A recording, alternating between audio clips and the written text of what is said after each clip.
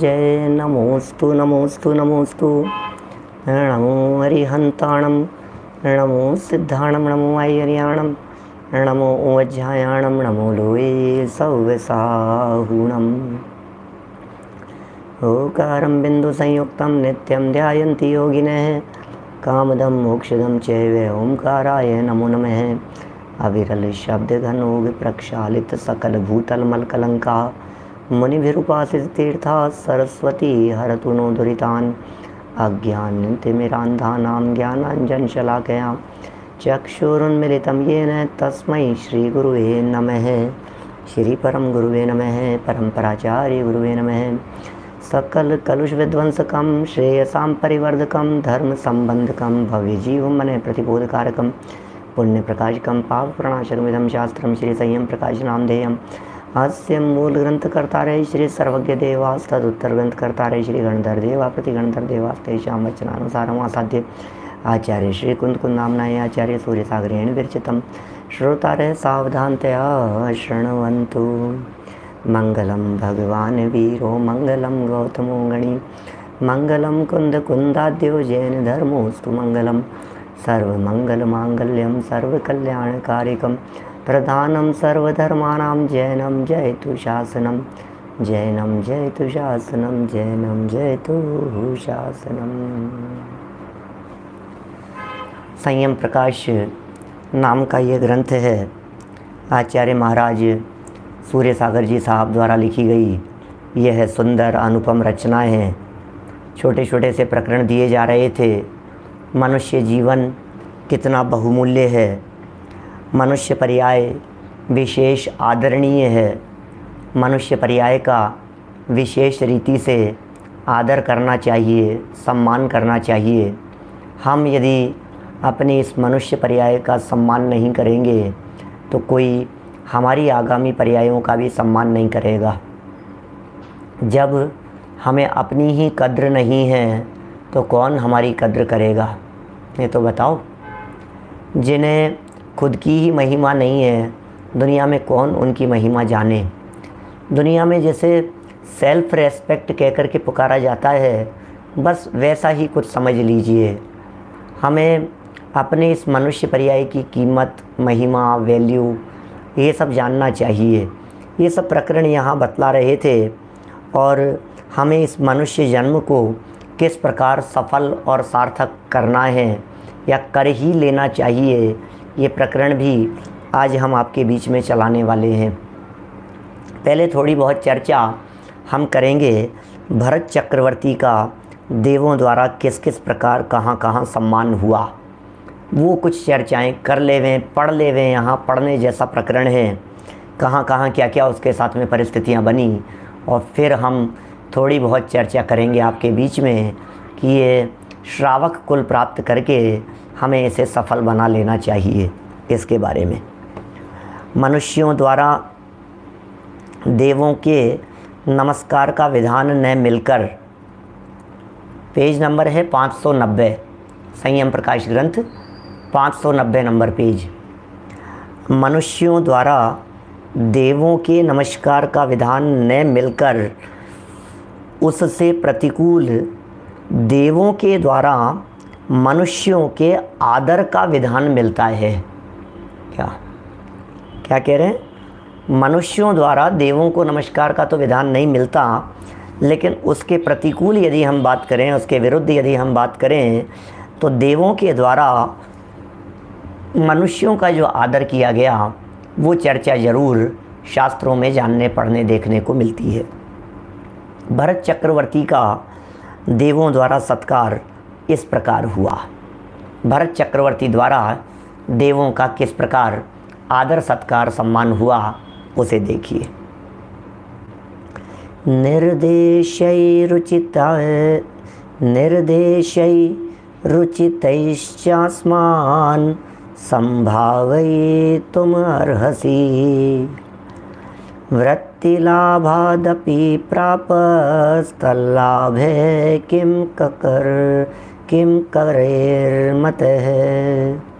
किंकरैर्मतः मानयन्निति तद्वाक्यं सतान मर सत्तमान व्यसर्जयत स्वसात्कृत्य यथा स्वं कृतमानसान।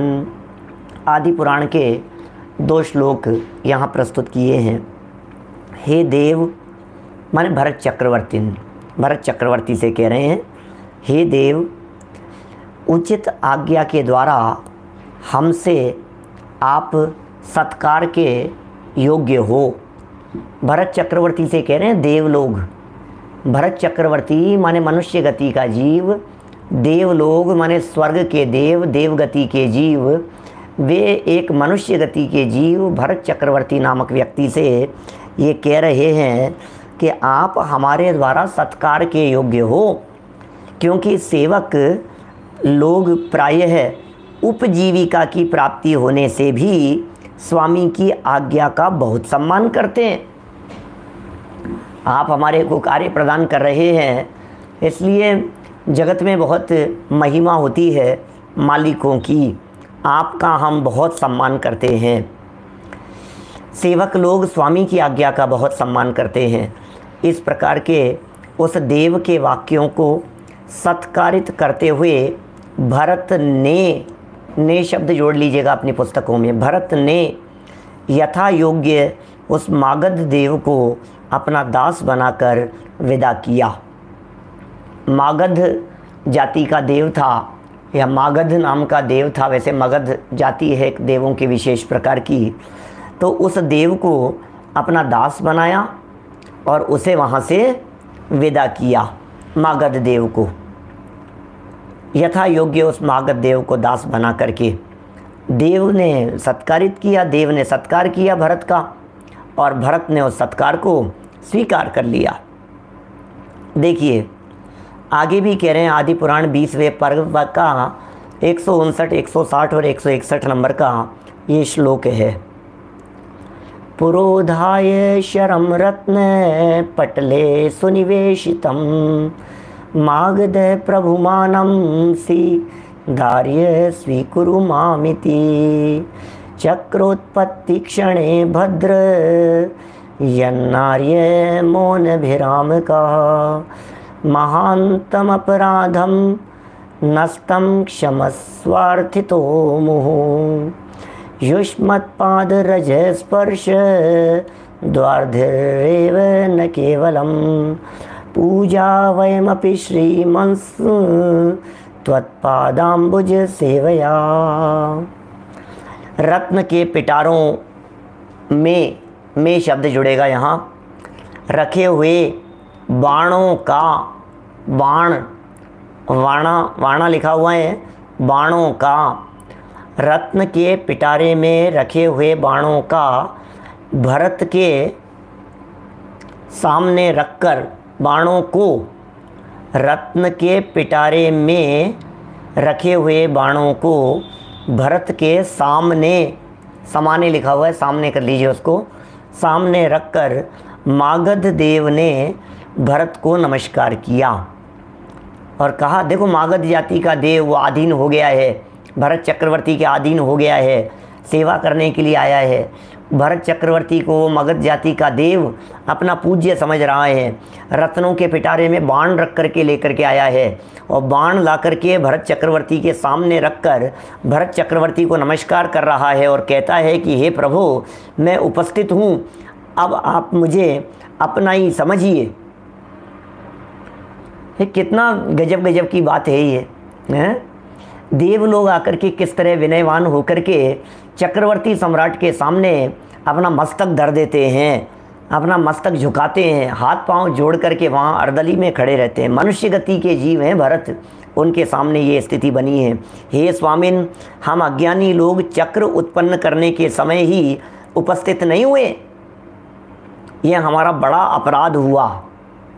वो मगध जाति के देव कह रहे हैं, जैसे ही चक्र उपस्थित हुआ था स्वामी, हमें तो उसी समय उपस्थित होना चाहिए था, हम उसी समय उपस्थित नहीं हुए, हमें क्षमा करें। देखो क्या कह रहे हैं ये महापुरुषों का पुण्य कैसा होता है प्रतीक जी, अद्भुत ही होता है महापुरुषों का पुण्य। अरे पुण्य से देव लोग आ जाते हैं, पुण्य से सारी वैभव विभूतियाँ संपत्तियाँ ये सब पुण्य की दास हुआ करती हैं।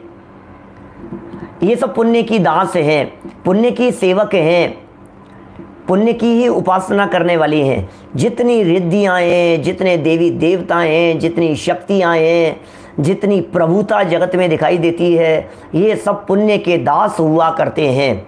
प्रदीप पाटनी जी, ये दास हैं। किसके दास हैं? ये लिख रहे हैं यहाँ, भरत चक्रवर्ती के दास बन के आ गए। भरत चक्रवर्ती का ऐसा उदय था कि ये दास बन करके आ गए। क्या कह रहे हैं? आप सबको मालूम है, भरत चक्रवर्ती की आयुधशाला में वहाँ चक्र रत्न उत्पन्न हो गया था। पुण्य योग से ही होता है। चक्रवर्तित्व पद कमाई से नहीं होता, चक्रवर्तित्व पद कमाने से नहीं मिलता। किसी को चक्रवर्तित्व पद भिक्षा में मिल जाए, दान में मिल जाए, कमाने से मिल जाए, पुरुषार्थ से मिल जाए, बोले ऐसा नहीं हो सकता। 3 काल में ये बातें संभव नहीं है। तो भरत चक्रवर्ती को जो ये सब मिला पुण्य के उदय से होता है। जिसके तीव्र पुण्य का उदय होता है, जिसके विशेष जाति का पुण्य का उदय होता है, उस व्यक्ति के स्वयमेव ही पड़े पड़े अपने आप ही ये रिद्धियाँ प्रकट हो जाती हैं, निधियाँ मिल जाती है। अरे दीवार गिरती है और दीवार के पीछे सोने की दीवार खड़ी हुई मिल जाती है। ऐसे चमत्कार हो जाते हैं भाई साहब। ये पूरे दुनिया में पुण्य पुण्य का खेल है। हीराचंद जी वैद साहब, सम्मान में मिल जाए, प्रशस्तियाँ मिल जाए, सम्मान मिल जाए, सम्मान में नौकर चाकर मिल जाए, सेवक के रूप में। अरे बड़े बड़े वैभव संपन्न लोग वे सेवक बन करके खड़े हों हाथ जोड़ करके, ऐसा होता है।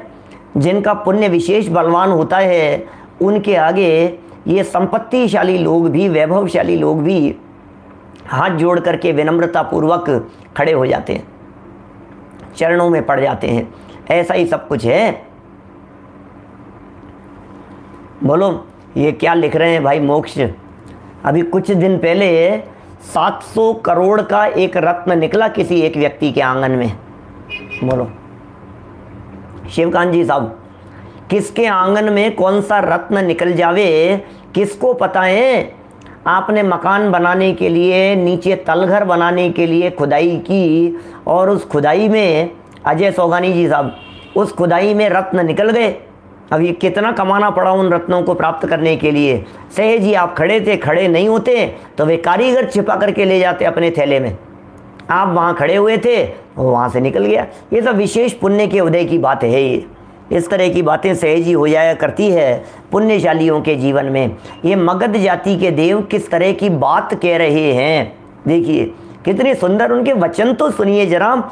ये कह रहे हैं कि जिस समय चक्र रत्न आपके यहाँ आयुधशाला में उत्पन्न हुआ था, क्षमा करें हम उस समय नहीं आ पाए, हमें तो उसी समय वहाँ आकर उपस्थित होना चाहिए था। यह हमसे अपराध हो गया है। हे प्रभु, हम बार बार प्रार्थना करते हैं कि हमारे अपराध क्षमा करें। हे ऐश्वर्यशालिन, आपके चरणों की धूल का स्पर्श करने से यह केवल समुद्र ही पवित्र नहीं हो गया है, किंतु आप लोगों की चरण सेवा करने से हम लोग भी पवित्र हो गए हैं। देवों के वचन है, देवों के अंदर की बातें, देव लोग अपने दिल की भावनाएं किस प्रकार से व्यक्त कर रहे हैं। आपके चरणों की सेवा करने से हम लोग भी पवित्र हो गए हैं। ये देव लोग ऐसी बातें करते हैं। हाँ भाई, अरे 15 साल की उम्र के कोई विद्वान हो, 15-18 साल की युवक, नवयुवक, नए नए विद्वान हुए हों, प्रतिभा विलक्षण उनके घर में प्रवेश करने पर 70 साल के बाबूजी, 80 साल के बाबूजी वे उसके पैरों पड़ जाते हैं और कहते हैं कि पंडित जी आपके आने से हमारा घर पवित्र हो गया। ऐसा है। छोटे छोटे से बच्चों को देख करके अरे उनके चरण पड़ गए, घर धन्य हो गया, हमारा घर पवित्र हो गया है। ऐसा है। तो देव लोग कितने संपन्न हैं। देवों में शक्ति बहुत है, देवों के पास में रिद्धियाँ बहुत है, देवों के पास में पावर बहुत है, देवों के पास में वैभव की कमी नहीं है, देवों के पास में मंत्र तंत्र शक्तियाँ भी बहुत तरह की है, देवों की आयु बहुत ज़्यादा है, देवों के पास में भी वैभव कम नहीं है, अपार वैभव उन देवों के पास में। लेकिन चक्रवर्ती के पास में पुण्य है, चक्रवर्ती के पास में पवित्रता है। पुण्य और पवित्रता का सुमेल है, ये बड़ा अद्भुत सुमेल है। पुण्य के उदय से सारे काम लोक में संपन्न होते हैं। और किसी जीव के जीवन में पुण्य के साथ साथ में यदि पवित्रता भी हो तो फिर बात ही कुछ और है। भरत जी के जीवन में पुण्य तो विशेष था ही, पवित्रता भी बहुत थी। देखिए, पुण्य का उदय तो बहुत लोगों के जीवन में हो सकता है। पुण्य का उदय तो अच्छे अच्छे डॉक्टर्स जो हैं, आज समझ लीजिए हार्ट स्पेशलिस्ट हैं, उनके जीवन में भी पुण्य का उदय तो बहुत हो सकता है। पुण्य का उदय नहीं हो तो आज कैसे इंजीनियर्स एसोसिएशन के प्रेसिडेंट बन गए, ऑल इंडिया इंजीनियर्स एसोसिएशन के, ऑल इंडिया डॉक्टर्स एसोसिएशन के, ये सब आखिर ऑल इंडिया सीए काउंसिल सब चलती हैं इस तरह के, सब ऑल इंडिया जैन कम्युनिटी के अंदर वो टॉप पर के, आखिर कुछ तो बात है ना उनमें। इसका मतलब पुण्य के बिना नहीं होता है, पुण्य के बिना पद नहीं मिलता है। लेकिन पुण्य के साथ साथ में भरत जी के जीवन में पवित्रता भी थी, और वो पवित्रता जब फलीभूत हुई तो आप सोचिए, जब वो पुण्य के उदय की पवित्रता फलीभूत हुई तो अंतर मुहूर्त में केवल ज्ञान लेकर के उठ गए। ये उस पवित्रता के बल पर होता है काम भाई साहब। अंदर में कैसी पवित्रता चल रही थी, अंदर में कैसी सरलता थी, तत्व ज्ञान का बल था, शक्ति थी। ये सब बातें बड़ी अद्भुत ही है, अजब गजब की है। सोचते हैं तो सोच सोच करके दंग रह जाते हैं। भरत जी घर में ही वैरागी, ये क्या था उनके पास में जो घर में वैरागी थे? भरत जी के पास में ऐसी अंतरंग कौन सी शक्तियाँ थी? भरत जी के पास में था क्या? आखिर थे तो एक मनुष्य गति के जीव ही ना, क्या बोलो। देखिए क्या कह रहे हैं, और देखिए यहाँ चरण सेवा करने से हम लोग भी पवित्र हो गए। सच्ची बात है भाई साहब, हैं, सच ही बात है। आगे उसकी पुष्टि में और भी प्रमाण दीजिए। देखिए, दीजिए की जगह देखिए शब्द ज़्यादा उपयुक्त लगता है। आगे उसकी पुष्टि में और भी प्रमाण दीजिए, नहीं देखिए, इसको देखिए कर लीजिए, देखिए। चलिए, आदि पुराण के ही पर्व 29 के 2 श्लोक यहाँ प्रस्तुत कर रहे हैं। तत्रावासित साधनो निधिपतिर्गत्वा रथेनां बुधिं जैनास्त्र प्रति निर्जितां रसमस्त द्वयन्तराधीश्वरम् जित्वा मागधवत् क्षणात् वर्तनुं तत्साहगम्भ वो निधि द्वीपं शश्वदलं चकार यशसा कल्पान्तरस्थायिना।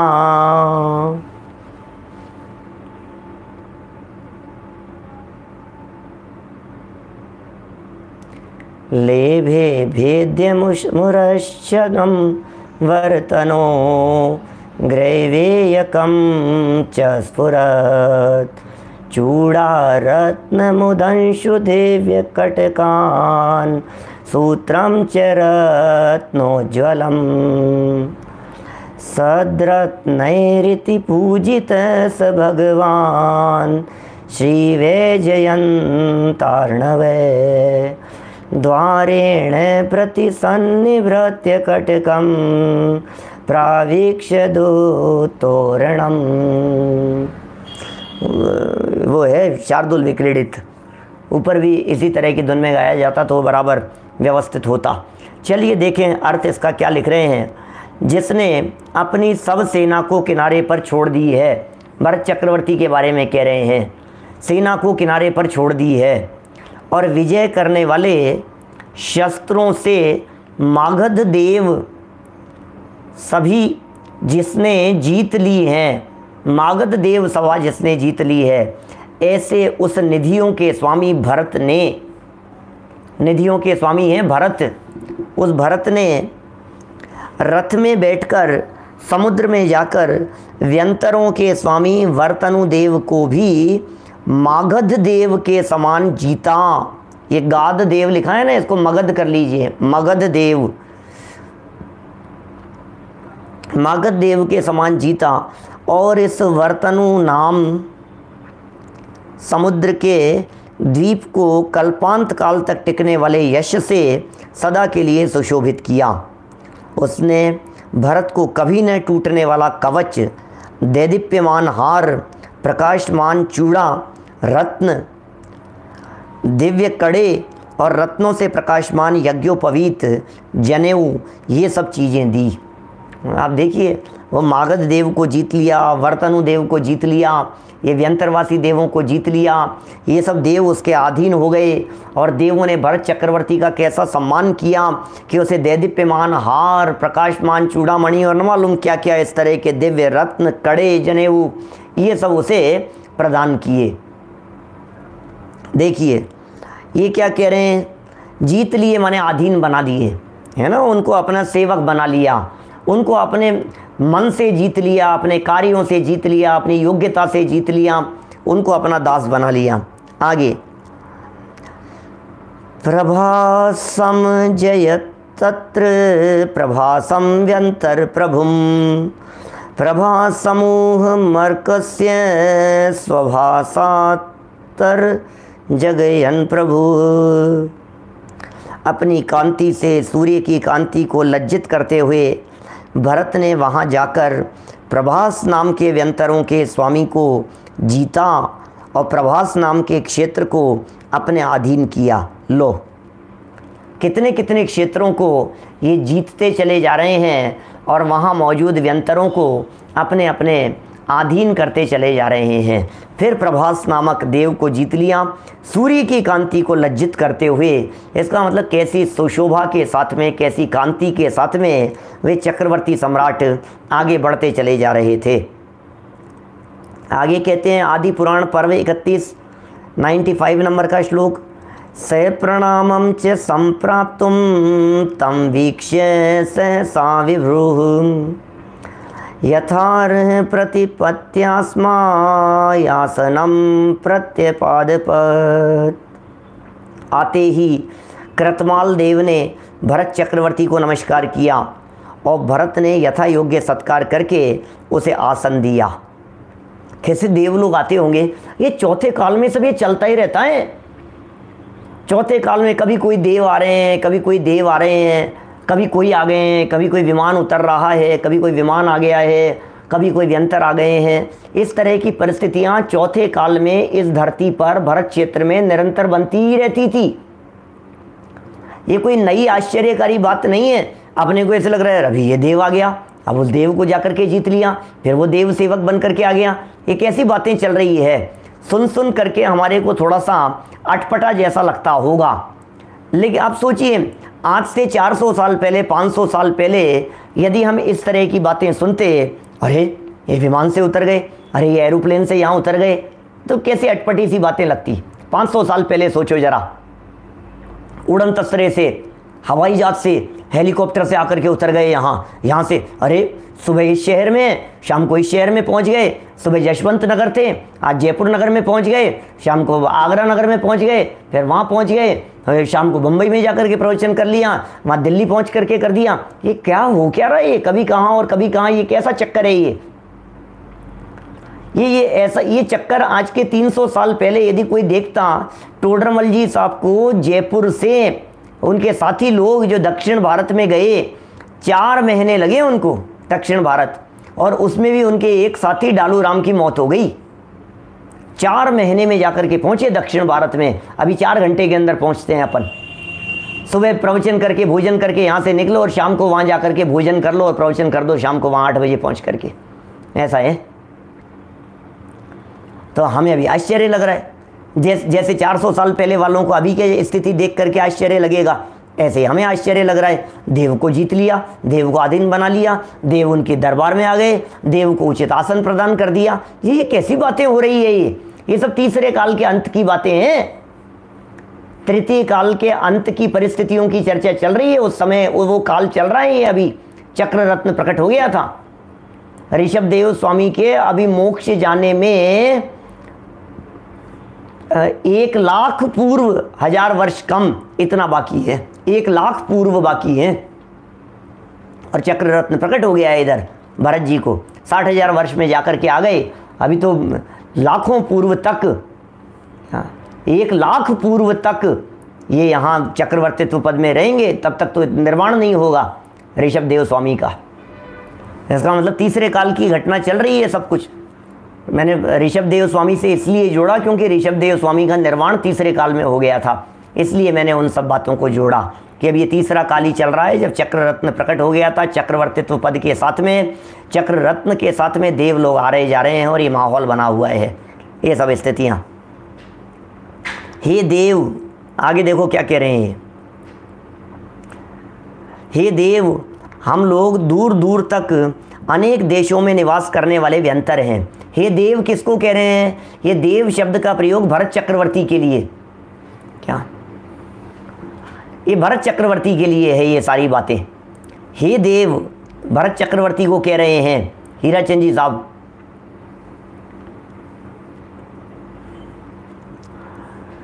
दूर दूर तक अनेक देशों में निवास करने वाले व्यंतर हैं। अब आप हम लोगों को अपने समीप रहने वाले सिपाहियों के समान बना लीजिए। ये व्यंतर आकर के बैठ गए इनके पास में, दूर दूर देशों में रहते थे। अरे पुण्य के गुलाम हैं, पुण्य के गुलाम। इधर पुण्य का उदय तीव्र होता है और उधर से दौड़े दौड़े दौड़े चले आते हैं ये सब देव लोग, भागे चले आते हैं और आकर के अर्दली में यहाँ आकर के खड़े हो गए हैं। और अर्दली में आकर के खड़े हो गए और क्या कह रहे हैं यहाँ पर? ये कह रहे हैं हमें आपकी अपनी सेना के सिपाहियों की तरह स्वीकार कर लीजिए, हम आपके सेना के सिपाहियों की तरह हैं। देखो देवों की बात और चक्रवर्तियों का ये समागम, कैसा माहौल बना हुआ है। मैं देख देख करके मुझे तो ऐसा लग रहा है ये मनुष्य गति का जीव मूर्ख ही लोग होंगे जो लोग देवों की आराधना करते होंगे। अरे काम कुछ ऐसा करो, पवित्रता और पुण्य का ऐसा सुमेल आपके जीवन में होना चाहिए जिसे देख करके देव आपके कंट्रोल में आकर के आपकी अधीनता सहज स्वीकार करे। क्या बोलो सन्मति जी साहब कोलारस से, काम कुछ इस तरह का हो। अरे व्यंतरवासी देव तो अभी भी आ सकते हैं, घूमते फिरते हैं यहाँ आपके यहाँ आस पड़ोस में ही।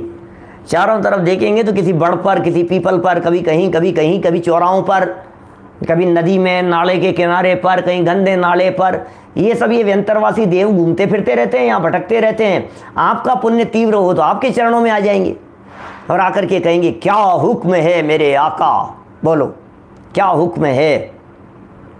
हुक्म दे देना आप उनको, आदेश दे देना, वे तैयार रहेंगे आपके लिए, लेकिन आएंगे आपकी पुण्य और पवित्रता को देख करके ही। ऐसा ही है।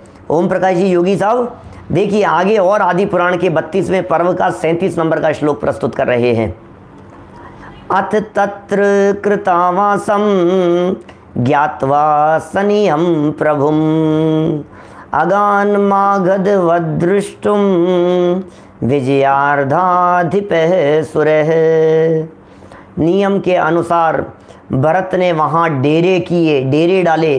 यह जानकर विजयार्ध पर्वत का स्वामी व्यंतर वियार्ध देव, ये मागध देव के समान भरत के दर्शन के लिए आया। ओ भरत जी आए, भरत जी आए। भरत ने जैसे ही विजयार्ध पर्वत के आसपास में वहाँ जाकर के अपना डेरा डाला, अपने तंबू डाले वहाँ भरत ने, और भरत को आया हुआ देख करके कहते हैं भाई ये भरत की क्यों महिमा हो रही है? हमने तो सुना है स्वदेशे पूज्यते राजा विद्वान सर्वत्र पूज्यते। अमित जी कोलकाता वाले, स्वदेशे पूज्यते राजा विद्वान सर्वत्र पूज्यते, हमने तो ये सुना है। ये राजा क्यों पूजा जा रहा है? अरे राजा नहीं था, ये तीर्थंकर प्रभु का पुत्र था, तद्भव मोक्षगामी था, क्षायिक सम्यक दृष्टि था, विद्वान था, ज्ञानी था, ये भरत चक्रवर्ती। इसको विद्वान कम मत समझना भरत चक्रवर्ती को। राजा होने के साथ साथ में भरत जी विद्वान भी थे और यहाँ विद्वत्ता का सम्मान हो रहा है, यहाँ उसके राजापन का सम्मान नहीं हो रहा। राजाओं को कौन क्या पूछे भाई साहब, राजाओं को कोई नहीं पूछता है। भरत जी आए, भरत जी आए, अरे हमारे यहाँ भरत जी आए भाई साहब, हमारे यहाँ भरत जी आए हैं। वो आ गए सब यंत्रदेव वहाँ से विजयार्ध पर्वत के ऊपर अंतिम कटनी पर, द्वितीय और तृतीय कटनी पर, तृतीय तो टॉप हो गया और द्वितीय कटनी पर ये सब यंत्रवासी देव रहते हैं। प्रथम लेवल तक विजयार्ध पर्वत के फर्स्ट लेवल पर विद्याधरों की नगरियाँ हैं, वहाँ तो मनुष्य गति के जीव हैं। और ऊपर से ऊपर रहते हैं देव लोग, वे देव लोग उतर करके आ जाते हैं। किस लिए? जैसे ही पता लगा अरे हमारे यहाँ तक आए हैं चक्रवर्ती भरत, ज्ञानी है, विद्वान है, चलो चलो उनकी सेवा करने के लिए, उनके अवगत करने के लिए चलते हैं। ये व्यंतरवासी देव उतर करके आ गए। ये लिख रहे हैं यहाँ, कितने सुंदर शब्द दिए हैं। विजयार्ध पर्वत का स्वामी व्यंतर, विजयार्ध पर्वत का स्वामी व्यंतर था वो, वियार्ध देव था। जैसे ऊपर कहा था कि मागध देव आ गया उनको उनकी सेवा करने के लिए, उसी तरह से ये वियार्ध देव भी भरत के दर्शन के लिए आ गया। विजयार्ध देव भी कह सकते हैं, वियार्ध लिखा है ना, ये वियार्ध की जगह विजयार्ध देव, ऐसा। विजयार्ध पर्वत का स्वामी व्यंतर, वियार्ध विजयार्ध होना चाहिए, ऐसा लगता है मेरे को। विजयार्ध देव वो ज़्यादा उपयुक्त लगता है। वियार्ध क्या होगा? विजयार्ध पर्वत के ऊपर रहने वाला विजयार्ध देव हो गया। विजयार्ध पर्वत के ऊपर रहने वाले देवों की चर्चा चल रही है। देखिए आगे, सिंधु देव्यान शेची सह, सिंधु देव्यान्य शेची सह, सिंधु देवी ने भरत का अभिषेक किया। लो, ये सिंधु देवी कौन है? ये सिंधु देवी कौन है? अरे गंगा नदी जहाँ से बहती है वहाँ गंगा नाम की देवी का महल है। सिंधु नदी जहाँ से बहती है वहाँ सिंधु नामक देवी का एक महल है, और उस महल में वो सिंधु नाम की देवी निवास किया करती है। उस सिंधु देवी ने भरत का अभिषेक किया, देवी ने अभिषेक किया। सैकड़ों स्वर्ण के कलशों से भरे हुए पुण्य रूप सिंधु नदी के जल से भद्रासन पर बिठाकर महाराज भरत का अभिषेक अपने हाथों से किया और कहा कि हे देव, मैं आज आपके दर्शन से पवित्र हुई हूँ। वाह! अब देव हैं ये सब, रिद्धिधारी हैं। अभी यहाँ ऊट पटांग बातें मत सोचना, लेकिन देवों की शक्तियाँ, देवों की रिद्धियाँ, और कहाँ ऐसे स्वर्ण पात्र में भर कर के भरे हुए कलशों से उनका अभिषेक हो गया और ऐसा स्वीकार किया। देवों ने भी, देवियों ने भी, विजयार्थ के देवों ने, सिंधु की देवियों ने, ये सब प्रमाण प्रस्तुत कर रहे हैं। यहाँ आदि पुराण का प्रमाण प्रस्तुत किया है 32वें सर्ग का 79 नंबर श्लोक। आदि पुराण से कितने कितने प्रमाण यहाँ प्रस्तुत कर दिए हैं। बात तो एक ही कही जा रही है, आज मैं आपके दर्शन से पवित्र हो गई हूँ। मनुष्य का अभिषेक भी देव करते हैं, कर सकते हैं। मनुष्य का अभिषेक तो, बाल तीर्थंकर का अभिषेक तो देव करते ही है ना, क्या? बाल तीर्थंकर का तो करते ही हैं। इसलिए स्त्री अभिषेक नहीं है, स्त्री द्वारा किया गया है अभिषेक। अभिषेक का मतलब वो बैठा हुआ है और जल डाल दिया गया, कौतुकवश भी डाल दिया जाता है। और देव हैं, दिव्य शक्ति संपन्न होते हैं, उन देवियों के साथ में देव भी होंगे, है ना। ऐसे सही वो बैठते हैं, जल की धारा माथे पर ऐसे कलश डाल दिए जाते हैं, ऐसा ही होता है। महापुरुषों के साथ में इसी तरह की स्थितियां बनती है। तो ऐसा ही समझ लीजिए जैसे होली के दिन नीचे से गुजरते हुए व्यक्ति के ऊपर से पानी का घड़ा भर के डाला गया है, ऐसा है। तो नीचे से भरत जी गुजर रहे थे और ऊपर से उसने भी स्वर्ण कलशों में भर करके जल भरी भरी लाए हैं, अपनी सखियों को बुलाएं हैं, आज प्रभु जी का नमन कराएंगे, है ना। ऐसे तो भावनाएं हैं, भावनात्मक बातें हैं बहुत। श्लोक नंबर 166 में गंगा देवी ने भरत का अभिषेक गंगा जल से किया, ऐसा लिखा हुआ है। माने गंगा और सिंधु दो देवियां हैं ना, ये क्या माने विजयार्ध पर्वत के नीचे से दो महानदियां निकल रही है। एक गंगा नाम की नदी निकल रही है, एक सिंधु नाम की नदी निकल रही है। क्या माने पहले सिंधु नदी की तरफ से वे गए और गंगा नदी की तरफ से घूम करके आ गए। तो जब सिंधु नदी की तरफ से गए थे तो सिंधु नदी ने उनका स्वागत किया, अभिषेक किया सिंधु नाम की देवी ने, और गंगा नदी की तरफ से गए तो गंगा नदी ने उनका स्वागत किया। श्लोक नंबर 79 में तो सिंधु देवी के अभिषेक की बात हुई, और आगे चल कर के श्लोक 166 में गंगा देवी ने भरत का अभिषेक गंगा जल से किया, ऐसा लिखा है। राजा भरत का अभिषेक देवों ने आकर किया था, पर्व 37 में लिखा गया है। राजा भरत का अभिषेक देवों ने आकर के किया है। अनेक देव उसके अंग की रक्षा करने वाले, अंगों की रक्षा करने वाले, उनको सदा नमस्कार करते रहते थे। ये 37 नंबर के पर्व में कह रहे हैं, अरे उसकी रक्षा करने वाले, अंग की रक्षा करने वाले, वास्तव में अंग रक्षा करने वाले, अंग रक्षक जिन्हें कहते हैं ना, ये उनके अनेक देव उनके अंग रक्षक या अंगों की, ऐसा बनाइए इसको, अंगों की रक्षा करने वाले और सदा नमस्कार करने वाले रहा करते थे। आदि पुराण पर्व 37 देखिए क्या लिख रहे हैं। षोडशास्य सहस्राणि गणबद्ध भरा, ये योक्ता धृत निःस्त्रिंशा निधिरत्नात्मरक्षणे। उस महाराज भरत के 16,000 गणबद्ध व्यंतर देव थे। क्या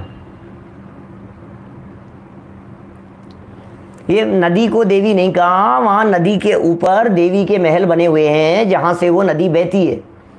वो जो देवी है उस देवी का नाम गंगा नाम की देवी है। सिंधु नाम की देवी जहाँ से निकलती है वहाँ सिंधु नाम की देवी का एक महल है, सिंधु नाम की देवी का महल, गंगा नाम की देवी का महल। और वास्तव में उन महलों के कारण ही उन नदियों के नाम गंगा और सिंधु पड़ा है। क्या समझ में आ रही है बात? वो परमानेंट महल है, देवियाँ बदल जाती है और उसी नाम की देवी वहाँ नई उत्पन्न हो जाती है। अपने परिषद जाति के देवों के साथ में वे देवियाँ वहाँ निवास करती है, गंगा देवी, सिंधु देवी। तो नदी भी वो गंगा देवी और सिंधु देवी के नाम से रह जाती है। ठीक है ना? इसलिए कोई ऐसा नहीं समझ लेवे कि नदी को क्यों देवी कह दिया है, गंगा देवी कह दिया, सिंधु। अरे गंगा और सिंधु देवियों के ही नाम हैं, नदियों के नाम तो बाद में पड़े हैं, ऐसा कह सकते हैं अपन। देवियों के महलों की वजह से उसका नाम पड़ गया। जैसे कोई भी समझ लीजिए बड़े महापुरुष किसी जगह पर रहते हो तो उस बाजार का नाम भी उसी महापुरुष के नाम पर पड़ जाता है, ऐसा है।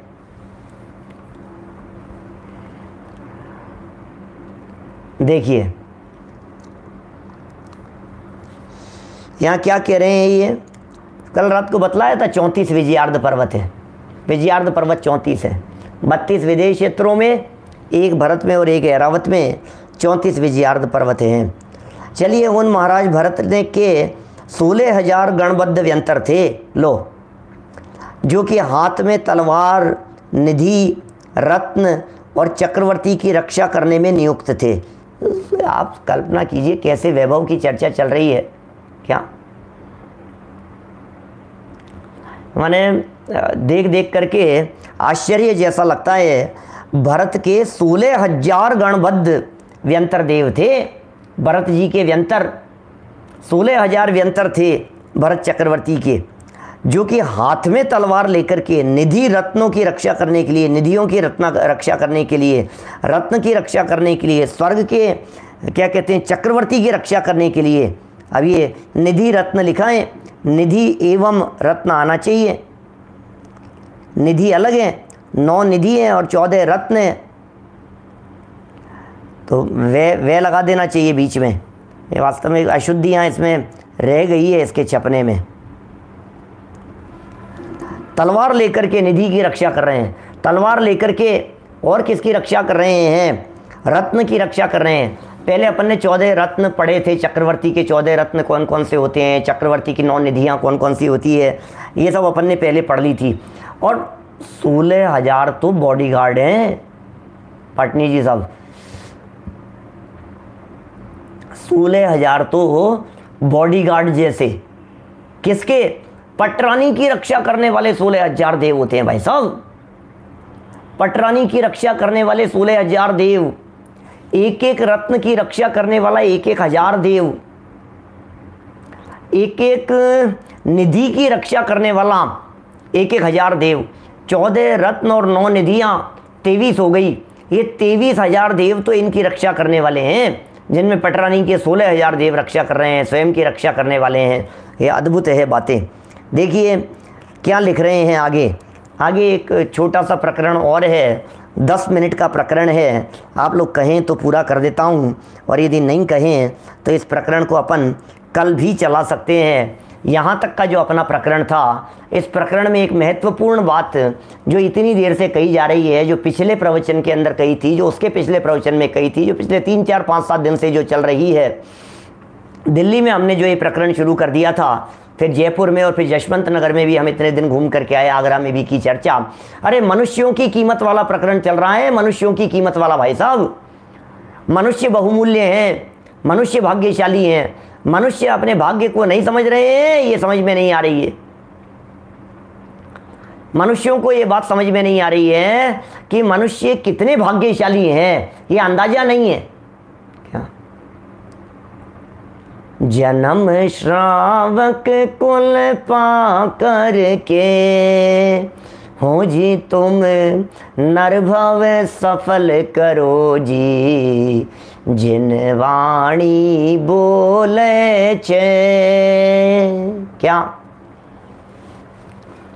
जन्म श्रावक कुल पाकर के, अरे जैन कुल में जन्म लिया है, अरे भाई श्रावक कुल में जन्म लिया है, अरे भाई मनुष्य पर्याय में जैन कुल में श्रावकों के घर में सम्माननीय परिवार में आपने जन्म लिया है। अपने इस नर भव को सफल कीजिए। क्या? जन्म श्रावक कुल पाकर के, हो जी तुम नरभव सफल करो जी, जिन वाणी बोले छे। पता है कैसे प्राप्त हुआ? जरा सुनना ध्यान से। क्या? बहुत एक इंद्रिय में बीता। क्या? बहुत एक इंद्रिय में बीता, और जहाँ पल पल दुख अनंता, जिन वाणी बोले छे।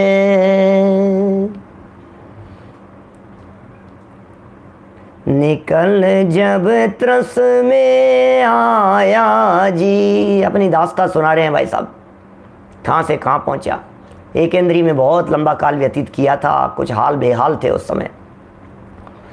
बहुत एक इंद्रिय में बीता, और जहाँ पल पल दुख अनंता, जिन वाणी बोले चे। ओह, फिर एक इंद्रिय से निकला और कहाँ आ गया? निकल जब त्रस में आया जी। क्या? निकल जब 2 इंद्री, 3 इंद्री, 4 इंद्री, निकल जब त्रस में आया जी, और रहा मन बिन निपट अज्ञानी, जिन वाणी बोले छे। जन्म श्रावक कुल पाकर के, हो जी तुम नरभव सफल करो जी, जिन वाणी बोले छे। पाए कर मानुष्य योनि भी, ओ जी भोगों में काल गंवाया, जिन वाणी बोले छे। पाए कर मानुष्य योनि भी, ओ जी भोगों में काल गंवाया, जिन वाणी बोले छे।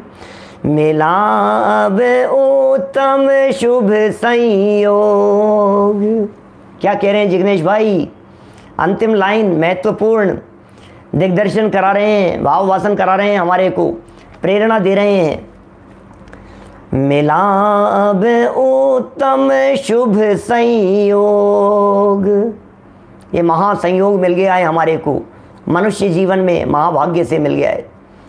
मिला अब उत्तम शुभ संयोग, हो जी यह अवसर ना खोना जी, जिन वाणी बोले छे, हो जी यह अवसर मत खोना जी, जिन वाणी बोले छे। जन्म श्रावक कुल पा करके, जन्म श्रावक कुल पा करके, हो जी तुम नरभव सफल करो जी, जिन वाणी बोले छे। क्या धर्मचंद जी साहब, क्या भजन है पुराने, कितने सुंदर भाव भरे हैं प्राचीन भजनों में, कितना मज़ा आता है, गुनगुनाते रहो।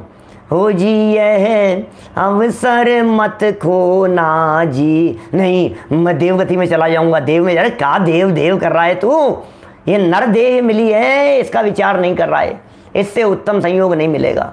महान उत्तम संयोग मिल गया है, कान में जनवाणी पड़ रही है, जनवाणी माँ का हाथ है, तेरी रुचि है, परिणाम तेरे बहुत अच्छे हैं, इससे अच्छी और क्या बात हो सकती है। मिला अब उत्तम शुभ संयोग, हो जी यह अवसर मत खोना जी, खोने योग्य नहीं है। क्या सौगानी जी, ये अवसर खोने योग्य नहीं है। आलोक जी भाई साहब कारंजा से बोलो, हो जी यह अवसर मत खोना जी, जिन वाणी बोले छे। जनवाणी बोल रही है, जनवाणी बोल रही है, माँ जनवाणी कह रही है, देव पर्याय की तरफ आकर्षित मत होना, देव पर्याय की तरफ मन ललचाना नहीं चाहिए आपका। देव पर्याय आपको अट्रैक्ट करने में समर्थ नहीं होनी चाहिए, क्योंकि देव लोग आपके चरणों में आकर के बैठें, देव लोग आपके चरणों में आकर के अपना मुकुट धरें, जिधर से आप निकल जाएं, देव लोग आपके चरण जहां पड़े थे वहां की धूल को अपने मस्तक पर लगाएं, ऐसी आपकी योग्यता है, ऐसी आपकी सामर्थ्य है। सबकी बात कह रहा हूं धर्मेंद्र जी साहब, सबकी बात कह रहा हूं, आप कितने महिमाशाली हैं, आप कैसे योग्य हैं। राकेश जी मोदी साहब आपसे कह रहे हैं, ये जीवन सफल करना है। जितेंद्र जी साहब मलकापुर वाले, ये हम सबसे कह रहे हैं, ये सबकी बात है, ये कोई अलग नहीं है, सबको एक ही सीख दे रही है जनवाणी माँ, अवसर मत खो देना भैया, अवसर मत खो देना। आज मरे और ख़त्म है, फिर क्या है, कौन पूछ रहा है, कौन किसको पूछ रहा है। पड़ी रहेगी काया, पड़ी रहेगी माटी, माटी यहीं पड़ी रहेगी, चेतन निकल करके चला जाएगा, ये माटी यहीं पड़ी नहीं रह जाए। चक्रवर्तियों की रक्षा करने के लिए देव आ जाते हैं, और नारायणों की रक्षा करने के लिए आ जाते हैं, प्रति नारायणों के सेवक बनकर के आ जाते हैं, बलदेव के सेवक बनकर के आ जाते हैं। देखो तो सही आप, रिद्धियाँ होती है भाई साहब, रुद्र की से सहयोग करने के लिए, नारद का सहयोग करने के लिए देवलोग उतर करके आ जाते हैं।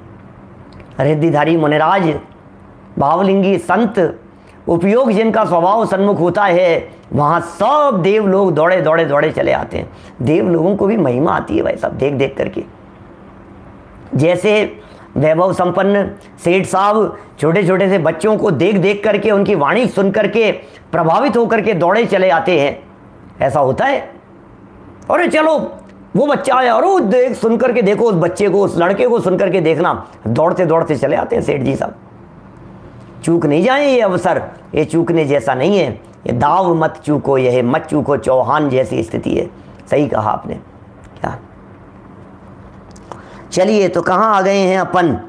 अभी ये सारी बातें, अभी तक जितनी बातें कही हैं, इन सारी बातों में इस बात का वर्णन किया गया कि मनुष्यों की कीमत बहुत है। क्या सब बहुत कीमत है, बहुत वैल्यू है भाई साहब। टीसी जैन साहब, इसकी मनुष्य जीवन की वैल्यू बतलाने के लिए जो ये पिछले 4-5 दिन से जो प्रकरण अपना चल रहा था, इसे बहुत हमें गंभीरता से लेना चाहिए इस मैटर को। जिन लोगों को देवी देवताओं के प्रति बहुमान का भाव आता है, जिन्हें देवियों को देख देख करके बहुमान का भाव आता है, जिन्हें ऐसे लगता है उन देवताओं को देखो, अरे देव हैं देव हैं देव हैं, आपको जो देव देव की महिमा आती है, मैं आपको कहना चाहता हूँ ये पिछले प्रकरणों को, जो पूरे प्रकरण में पिछले कई दिनों से जो दिल्ली से ये प्रकरण हम कह करके आ रहे हैं बार बार में, यक्ष यक्षिणी देव देवियाँ जिनकी महिमा आ रही है, अरे यक्ष तो हमारे पुण्य के गुलाम हैं। हम अपने स्वभाव की आराधना करेंगे, हम जिनेंद्र देव की और जिनवाणी की सेवा करेंगे, हम जिन तत्वज्ञान को जन जन में फैलाने का संकल्प यदि लेंगे तो निश्चित ही देव लोग हमारा सहयोग करने के लिए, हमारी सेवा करने के लिए, हमारी हेल्प करने के लिए आ जाएंगे, जरूर आ जाएंगे। तो इस तरह से ये मनुष्यों की कीमत वाला, मनुष्यों की वैल्यू वाला ये जो प्रकरण था, ये प्रकरण यहीं संपन्न हुआ। और एक छोटा सा प्रकरण जिसकी मैं आपको बात कह रहा था, कल चलाएंगे। ये प्रकरण बड़ा सुंदर प्रकरण है। मंगल कार्य कितने भी हों, लेकिन उन मंगल कार्यों में, उन मांगलिक कार्यों में यदि किसी की पूजन होती है तो एकमात्र जिनेंद्र देव की पूजन होती है। मंगल कार्यों में मंगल हो अमंगल काम सारे, क्या ओम मंगलम आदिनाथ मंगलम, आदिनाथ भगवान, याद कीजिए पंच परमेष्ठियों को। अरे पंच परमेष्ठियों का स्मरण किया जाता है। मंगल कार्यों के अंदर जिनेंद्र देव की पूजन हुआ करती है। एक छोटे से प्रकरण को लेकर के आगे आ रहे हैं, जिसमें कुछ यहाँ उदाहरण प्रस्तुत करेंगे, विवाह आदि संस्कारों की बात करेंगे, अन्य संस्कारों की बात करेंगे, धर्म धारण करने की बात करेंगे। एक आध पेज का छोटा सा प्रकरण है, 1 सवा पेज का। कल इस प्रकरण को हम आपके बीच में चलाएंगे। अभी की बात को यहीं विराम देते हैं। जनवाणी स्तुति। जावाणी के ज्ञान ते सूझे लोकालोक, सोवाणी मस्तक नमो सदा देत हूँ ढोक, सदा देत हूँ ढोक। नमो यंताणम, नमो सिद्धाणम, नमो आयुर्याणम, नमो वज्रायणम, नमो लोहे